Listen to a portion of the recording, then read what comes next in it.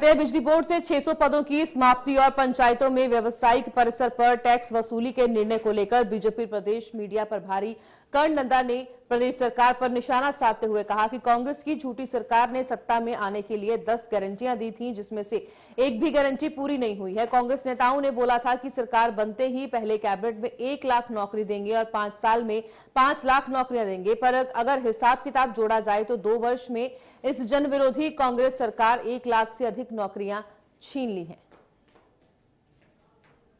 पे पानी का लगा दिया, कई जगह जो है वो 1000 रुपए की बातें भी हो रही है। आपने उद्योगों को परेशान कर दिया है, उद्योगों के ऊपर इतना टैक्स लगा दिया, बिजली के सेस लगा दिए कि वो जो है यहाँ से पलायन करना चाहते हैं। जो कर्मचारी वहाँ काम कर रहे थे वो फिर से जो है अपनी नौकरियां ढूंढने में व्यस्त हो जाएंगे। आपने ये हालत कर दी है कि अब ग्रामीण क्षेत्र में जो कॉम्प्लेक्सेस है आप उसके ऊपर भी टैक्स लगाने की बात कर रहे हैं और अगले वित्त वर्ष से वो टैक्स लग भी जाएगा।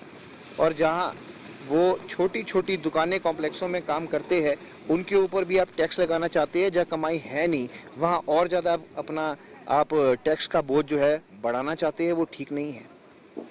आपको लगता है कि केवल मात्र खर्चे आपके ही अच्छे हैं।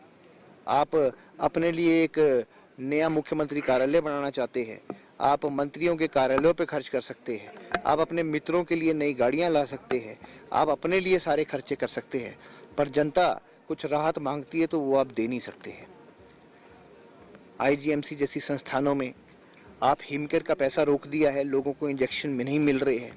कल भी कई ऐसे केसेस आए हैं जो महंगे महंगे इंजेक्शन है वो आपके दुकानदार जो है वहाँ पे वो मना कर देते हैं कि हिमकेयर का पैसा जो है आपने डिपॉजिट नहीं किया है। केंद्र सरकार से तो आपको बहुत मदद आ रही है पर आप उसका धन्यवाद भी नहीं करते हैं और वो पैसा जा कहाँ रहा है। सबसे बड़ा सवाल वो है। 20,800 करोड़ के लगभग 2 वर्षों में केंद्र सरकार से आया और आपने लोन की गति इस प्रकार हिमाचल प्रदेश में पकड़ रखी है कि आप 2 वर्षों में 30,080 करोड़ का लोन ले बैठे हैं। तो आर्थिक कुप्रबंधन तो आपके समय में जो है वो चरम सीमा पे चल रहा है। अब तो कर्मचारी इतना भयभीत हो चुका है कि उसको लगता है कि अगले महीने की तनख्वाह आएगी कि नहीं आएगी। आप पेंशन की बात करते हैं, लोगों को ओपीएस मिल ही नहीं रहा है। ये वही इलेक्ट्रिसिटी बोर्ड के कर्मचारी है जिन्होंने अपने ओपीएस की गुहार भी लगाई थी पर आप दे नहीं पा रहे हैं।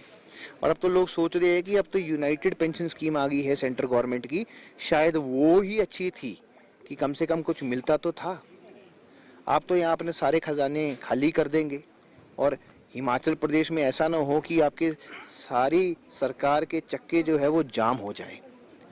और जिस प्रकार की हालत चल रही है हम तो यही बताना चाहेंगे कि 10 में से जनता आपको 0 नंबर दे रही है और ये टोटल सरकार जो है फेल है और टोटल सरकार जो है पिछड़ गई है। आने वाले समय में चर्चा तो ऐसी भी है कि वर्तमान समय में अगर चुनाव हो जाए तो आप ढूंढे भी नहीं मिलेंगे।